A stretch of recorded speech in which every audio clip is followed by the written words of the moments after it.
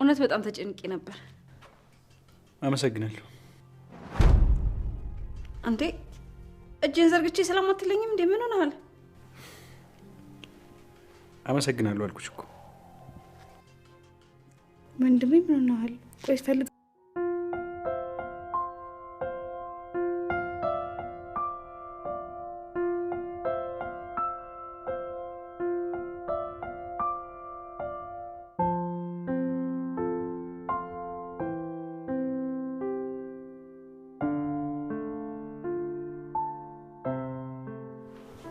የሆነ ነገር ትሆናለህ ብዬ በጣም ተጨንቄ ነበር። በጣም ነበር የፈራሁት። ይኸው መጥቻለሁ። ሲጀመር ሌላ ሰው መስያቸው ተሳስተው ነው ያዙኝ። ስለዚህ መፍራት የለብሽም። ተመሳሳይ ስትል ያው ሰው ተሳስተው ነው ያዙኝ ማለት ነው።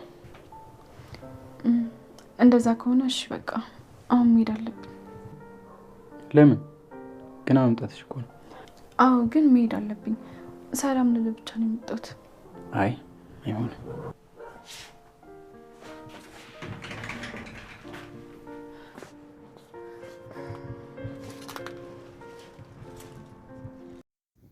ሰላም ጤና ይስጥልኝ ውድ የሰብለ ዩቲዩብ ቤተሰቦች፣ እንኳን ወደ ቻናሌ በሰላም መጣችሁ።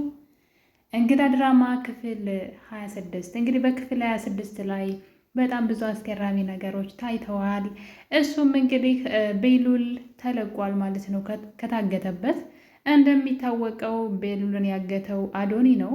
በኑኑ ምክንያት ያገተው አዶኒ ኑኑን ካስፈራራት በኋላ ከዚህ በኋላ ከሱ ጋር ከሆንሽ እገለዋለሁኝ በማለት ያስፈራራትና በመጨረሻም እሷም እንግዲህ እሱ እንዲለቀቅ ስለፈለገች እሺ ትለዋለች። እናም ቤሉል ተለቆ ነበረ።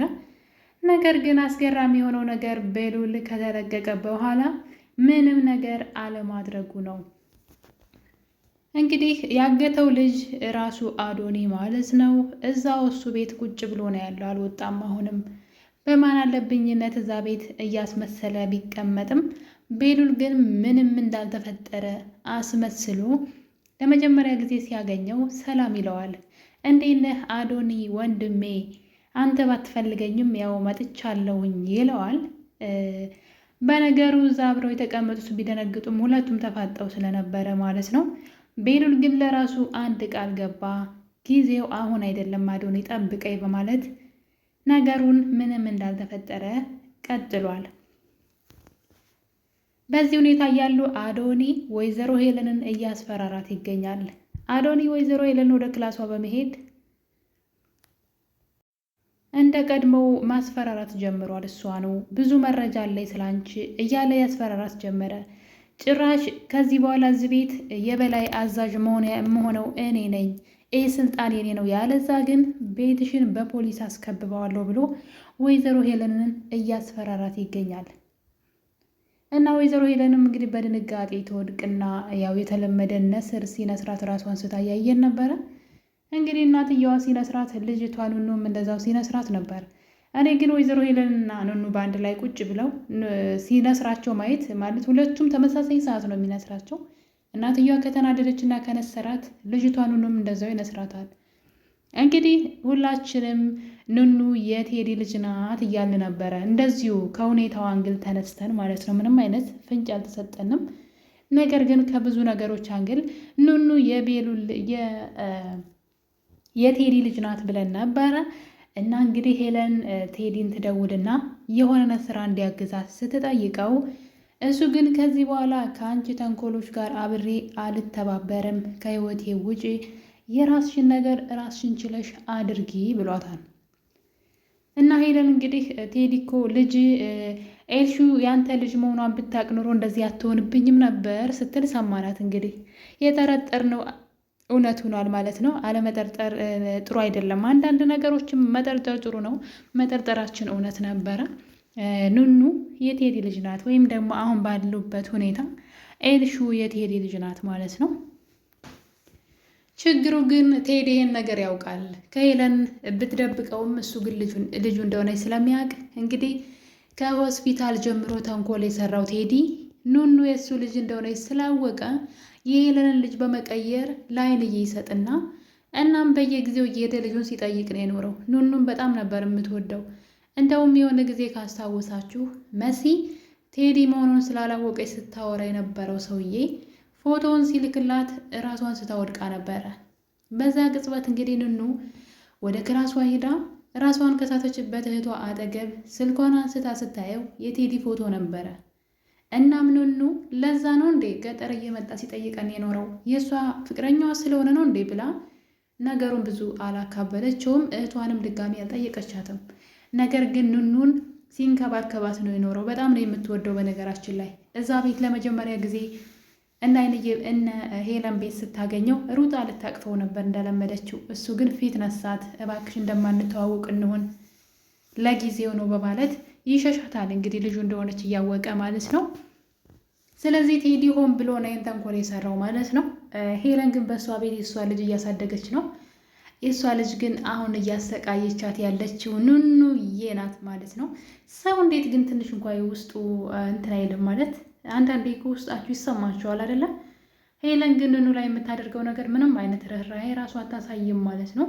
ነገር ግን እንግዲህ ዛሬ በራሷ አንደበት እውነቱን ኑኑ የቴዲ ልጅ ናት ወይም ደግሞ ኤልሹ የቴዲ ልጅ ናት ብላለች። በነገራችን ላይ ሄለን አሁን ባለችበት ሁኔታ ምናልባት ቴዲ ስለሚያውቅ ሚስጥሩ ካልታወቀ በስተቀረ መቼም ቢሆን የኑኑ እናት መሆኗን ልታውቅ አትችልም። ግን ቴዲ ያውቃል። ደስ የሚለው ነገር እና እንግዲህ በዚህ ሁኔታ እያሉ ደግሞ ኑኑ ሌላኛው መከራ ቀጥሏል። የኑኑ ማለት ነው። ቤሉል ሲፈታ ከእሱ አጠገብ እንዳደርሽ ብሎ አዶኒ ቢያስፈራራትም የአዶኒን ማስፈራራት ብዙ አልፈራችም። ነገር ግን ሄለን የሆነ ቀን እንደዚህ ብላት ነበረ። ቤሉልን እባክሽ አምጪው እባክሽ ብላ ስትላት አመጣዋለሁ፣ ግን ከእሱ አጠገብ ካየውሽ ወዮልሽ፣ አንቺን አይደለም ቤተሰቦችንም ጠራርጌ ጎዳና ላይ ነው የምጥላችሁ ብላት ነበረ። እና ኑኑ በዛ ምክንያት ለሴትዋ በፍጹም ካጠገቡ አልደርስም ብላት ስለነበረ አሁን ላይ ልክ ቤሉል ሲመጣ ግን ያንን ነገር አሰበች። እንደዚህ ባደርግ አሁን ከእሱ ጋር ብሆን ሄለን ቤተሰቦችን ከቤት አስወጣብኛለች ብላ ፈራች። ለዚህ ነገር ሁሉ ተጠያቂዋ ግን አይንዬ ናች። አይንዬ ቤሉል ቤት እንደሰጣት መናገር ነበረባት። ይህን ነገር ሄለን ለማንም እንዳታወሪ ብላት መሰለኝ አይንዬ እስካሁን ቤት ቤሉል እንደሰጣት አልተናገረችም። እሷም እዛው ቤት ነው እየኖረች ያለችው። ይህ በጣም የሚያስጠላ ነገር ነው። እንግዲህ አይንዬ ሄለን ካጠገቧ ስትሆን ጥሩ ሰው ስለምትመስላት ስለ ሄለን ጥሩ ነገር ነው። ምንም አይነት ነገር ቢሏት ስለ ሄለን መጥፎ አትሰማም እና ሄለን ጥሩ ሰው ናት ብላ ነው የምታስበው። እና እንግዲህ በዛ የተነሳ ለማንም እንዳትነግሪ ቤት ቤሉል እንደሰጠሽ ከዚህ ቤት አትወጡም ብላት ስለሆነ ነው እንጂ ቤት ነበራቸው። ቤሉል የዛን ቀን ምሽት ነበር ከዚህ በላይ እዚህ ቤት መቆየት የለባችሁም ብሎ በነፃነት እንድትኖሩ ብሎ ቤት የሰጣቸው። አይንዬ ግን ነገሩን ደብቃ ዝም ብላለች።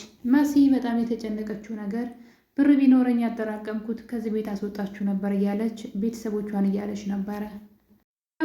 ማለ ግን ኑኑ አሁንም ከቤሉል መራቅ አልቻለችም። ቤሉል ሲደውልላት ስልክ አታነሳም ነበር። ሲጽፍላት ግን ወደ ኤልሹ ክላስ ሄዳ እንግዲህ ከቤሉል ጋር ተገናኝተዋል ማለት ነው። ነገር ግን ከእሱ ጋር መቀጠል እንደማትፈልግ ለቤሉል ነግረዋለች።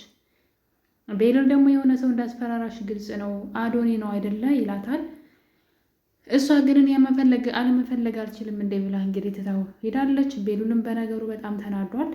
በዚህ ሁኔታ ያሉ አዶኒ ደፋሩ አዶኒ ማለት ነው ወደ መሲ ክላስ በመሄድ እኔና ኑኑ በቅርቡ ልንጋባ ነው፣ የአባቴን ገዳይ ለማግኘት እኔና ኑኑ ልንጋባ ነው ሲል ትንሽ ግራ ያጋባይ ፓርት ነው። የምሬን ነው የምላችሁ። ከአባቱ ገዳይ ጋር ኑኑ ያት ምን አገናኛት? ሲጀመር ኑኑ ያት የአባቱ ገዳይ ልጅ ናት። ጥላቶች ናቸው ቢያቅ ኖሮ ማለት ነው። እና እንግዲህ ኑኑ ያትን ልናጋባ ነው ብሏት መሲ በድርጊቱ በጣም ደንግጣለች። ምን ለማለት ፈልገ ነው? ገና ብዙ ዓላማና ትምህርት መማር የለባት ልጅ እንደዚህ የምትለው እያለችው ነበረ።